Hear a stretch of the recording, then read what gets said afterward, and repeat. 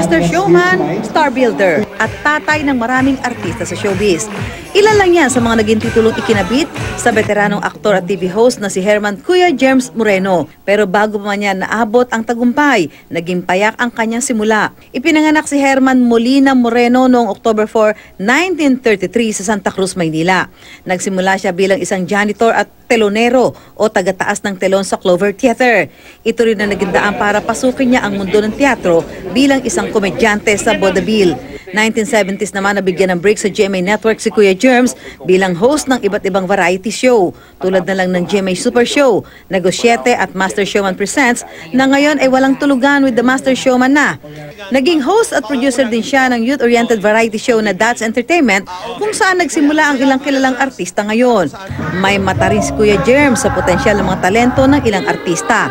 May programa rin siya sa Super Radio DZBB. Siya rin ang nanguna sa pagkakaroon ng sariling Walk of Fame dito sa Pilipinas.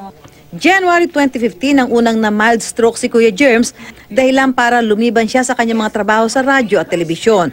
Pero matapos ang 3 buwan, muling nagbalik si Kuya Germs sa kanyang mga programa dahil ika nga, the show must go on. Huli naman siyang nakita ng publiko sa Countdown to 2016 ng GMA Network.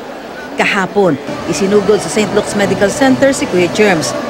Nung tinawag ako ng 7 o'clock kahapon ng umaga, mga 7:30, nakita ko siya sa bed niya na unresponsive.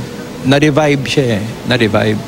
Pero at first, when we came in, talagang straight line siya. Talagang up to the last minute, last second, lumalaban siya. At pasado 3:00 ng madaling araw kanina, pumanaw ang Master Showman. Nagluluksari ng matalik na kaibigan ni Kuya Germs na si Manay Marichu Maceda. Kapatid ang tingin ko kay Herman. Masakit. Masyado masakit. Alam mo, si Herman, masayahing tao.